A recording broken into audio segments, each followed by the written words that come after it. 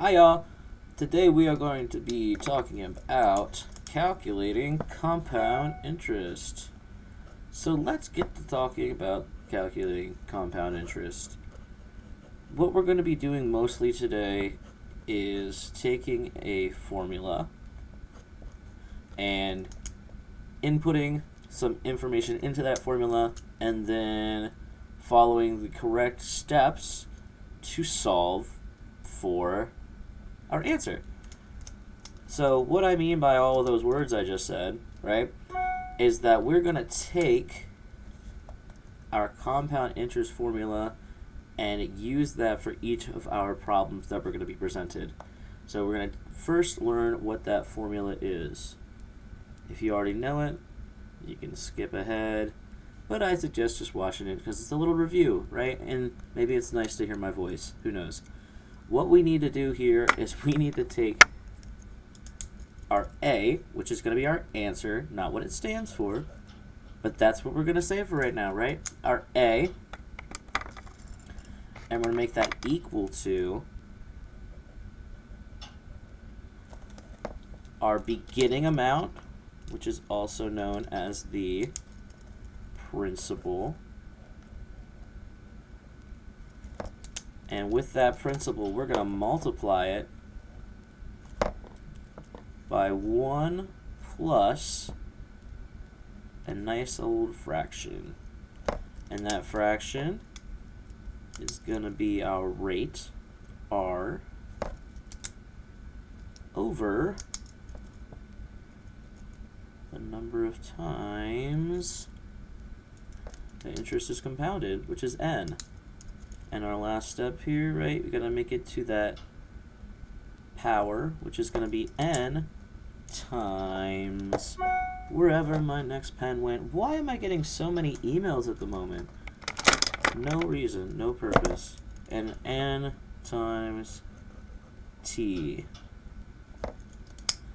So yay! If we missed what all those letters mean, let's go over them again, right?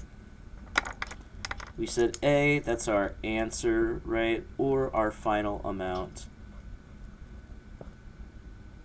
We said P was our principal, also known as our starting point. And I think R was the one we did next, which was our rate. And when we write our rate, we're going to make sure it's a decimal. We'll get to that. We said n was the number of times per period. So let's write number of times slash. Alright. And then last thing we had was our time. So that t is our time. As our time in a number of years. Alright. Look at us go. We got everything fitted out. We've got everything labeled. Let's take a look at how we can use this formula then in a sample problem. So for our first example, we're going to do 2 examples here just because 1 is great, but, you know, 2 is even better. And what would even be even more swell is if my computer wanted to work properly right now. There we are. So if we're looking for our first example here, we are being told, and as much as I would love to write this word problem down while I spoke, it's not going to happen that well. But I'll write down what I say. Our first example, we're being told that Adam invests $2,000 in a savings account with a fixed annual interest rate of 4% compounded 2 times per year. What will the account balance be after 3 years? So, right, that's a lot of words. What we need to do is we need to write down for our first example here what all that information means. Or rather, right, how that information that we just got from that problem relates to this formula. What letter fits with which number? So if we know that Adam invests $2,000, right? We already know for the first 3 words, Adam is investing $2,000 in a savings account. So if I know Adam is starting with $2,000, right? I know then that starting amount, that starting point is my principal. So I can already put a nice pretty little pink circle, underline, whatever you want to do, right? I like to circle all my numbers, so I'm going to circle this one. Adam invests $2,000 in a savings account with a fixed annual interest rate, here we are, y'all, of 4% compounded 2 times per year. Alright, we got a couple things here we want to look at. First thing we're going to look at, we'll just go in order, right? We got 4%. 4%, that's going to be my rate, right? The savings account with a fixed annual interest rate, which I missed the word there, rate, of 4%. So we know our rate is going to be 4%. And we need to get that 4% to a decimal then, right? We will. We'll do that in a bit. For right now, let's finish up what we're doing by fixating on circling our numbers and figuring out which letter they are associated with. So we got rid of 4% and the R. We've taken care of the P as well. Let's check out what this 2 is going to be. So it says compounded 2 times per year. Well, I know, looking at my key up here, that N is the number of times per period, right? And in this period, we're talking about years. So if my N is the number of times, I'm talking about 2 times per year. So 2, or 2 times, right? Whichever one you feel better about circling, highlighting, underlining. That is going to be our N. Fantastic. We still need our T, and obviously we still need an A, but we're not going to find that till we solve everything else. So let's figure out what our T is going to be. Well, we still have one more sentence. It says, what is the account balance after 3 years? So last thing I need there, boom. I need my time, I got my time. My time in years, 3 years. Fantastic. So we got all the numbers that we need, except for the one that we're solving for, and that's okay, because we're going to solve for it. So let's get there, right? Before we can get there, we need to take all this information we just got, and we need to put it into what? We need to put it into our formula. So let's just rewrite our formula. Well, I don't know what A is still, so I'm just going to put a big A. There we go. Looking great. We're on a great start here. I got A is equal to P. What's my P again? P is my principal, my start amount. And what's my starting amount? It's $2,000. And since we're putting this into our formula now, right, I'm not going to write $2,000. I'm just going to write 2,000. Might not even put the comma there. Why? Because I'm not going to write 3 years for years, right? I'm just going to write 3. I'm going to leave the labels off for now just to keep everything organized. So let's keep going. We've got 2,000 right here for our principal. We're going to throw some parentheses into our formula now, so let's get that going. Parentheses 1 plus, here comes our fraction. Well, let's figure out what that fraction is going to be. Let's start with our bottom number, because we know our bottom number is n. Our denominator is n, which is the number of times in the period, which we said was going to be 2 times. So I know my denominator is going to be 2. Stupendous. All right. Let's look at that top number then. We've got R. R is our rate. And we said our rate for this is going to be 4%. But we also remember, right, our rate has to be in decimal form. So, all right, let's think about this. If I have 4%, and I'm trying to get that in the decimal form, well, let's think, what's 4% as a fraction, first of all? Well, I know that it's going to be 4 over what? It's going to be 4 over 100, right? Because it's out of 100%. 4% out of 100%, 4 out of 100. And if it's 4 out of 100, that's going to be 0. What number is going to be in the 100th place? And we know 0 is going to be in the tenths, so that means the 4 is going to be in the 100th place. So 4% is equal to 4 over 100, or 0.04. So when I want to write my rate as a decimal down here, I'm going to write 2,000 times 1 plus 0.04 over 2. End parentheses. Last thing to finish my formula up, I have to make sure I have it to my correct exponent. And what power are we going to? Well, we're going to the n times the t power. What's my n again? That's my number of times per year, or times per period. And in this case, it's 2.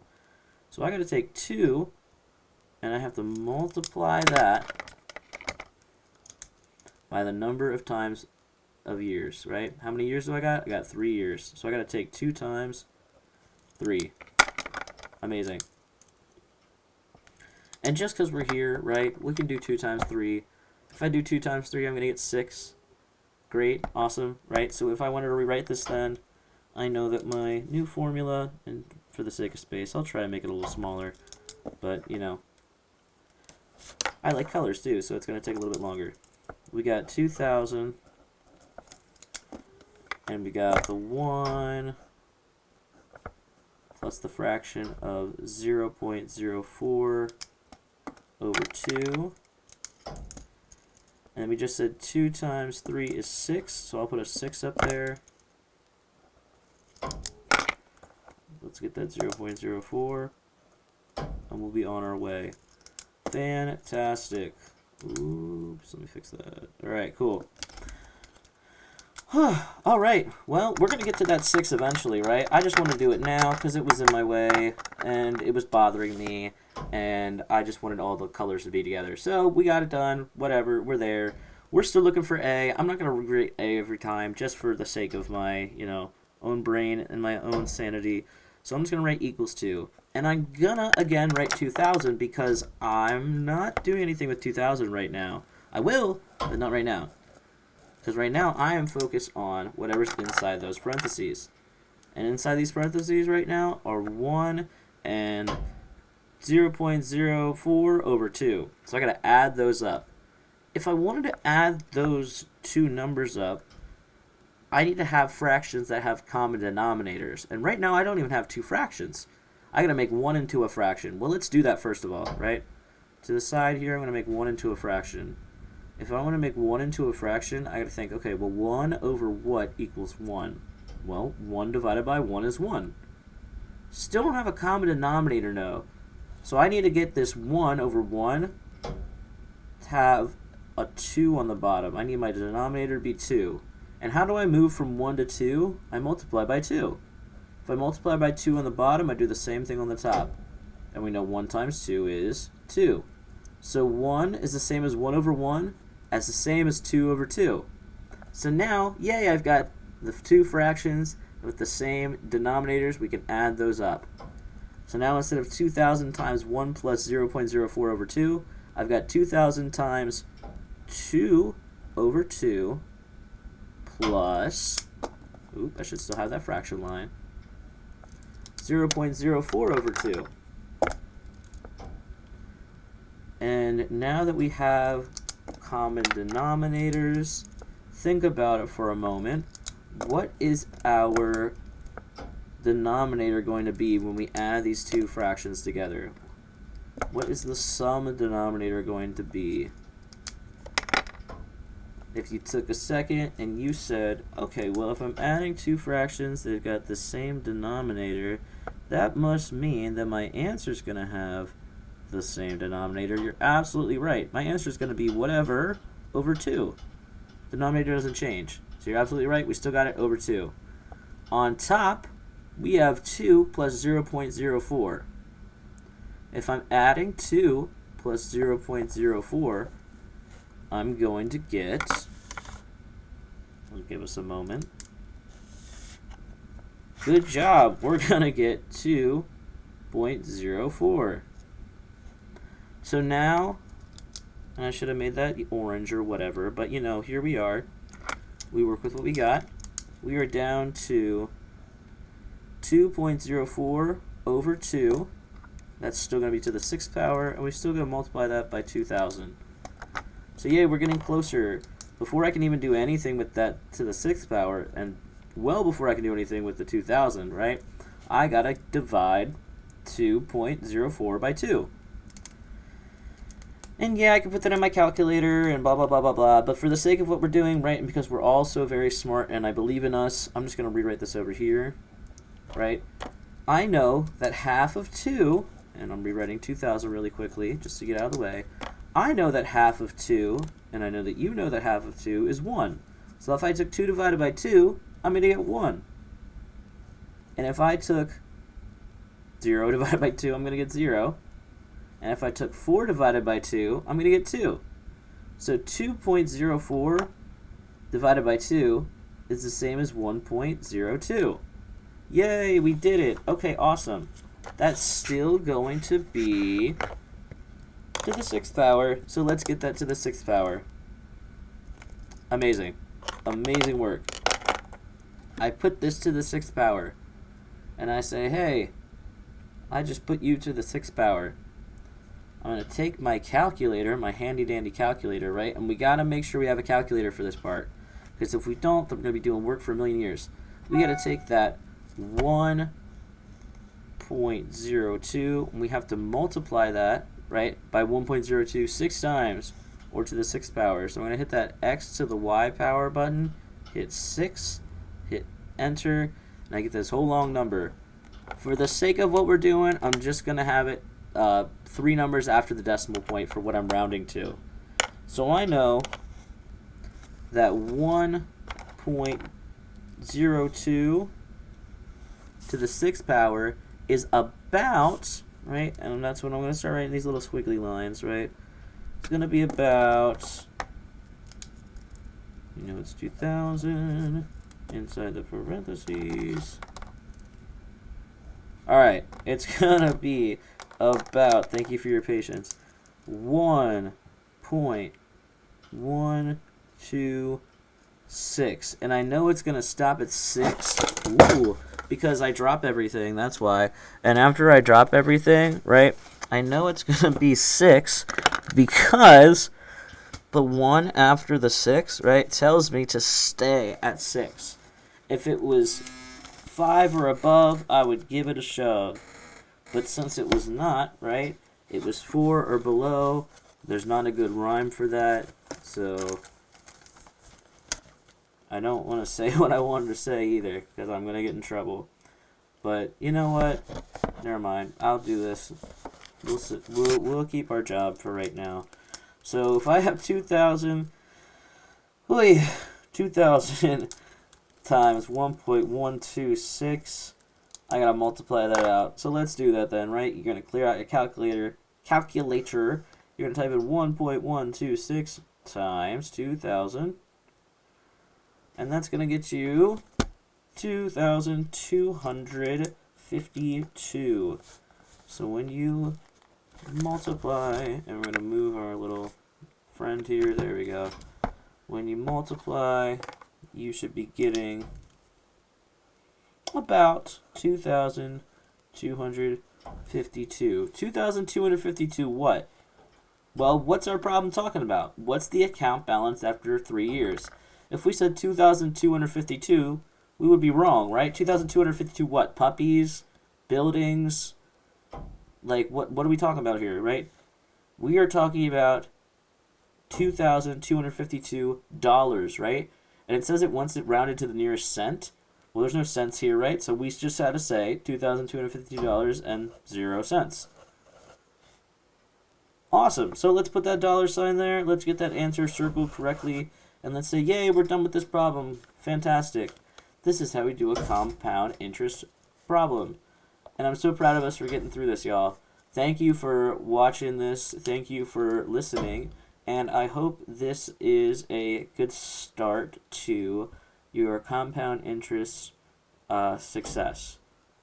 Have a great day, night, week, weekend, and we'll talk soon. Bye.